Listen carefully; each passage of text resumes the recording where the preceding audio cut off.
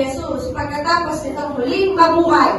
Ulit, sino pong apostol ang nagduda kay Jesus pagkatapos po ng muling pagkabuhay? And 1, 2,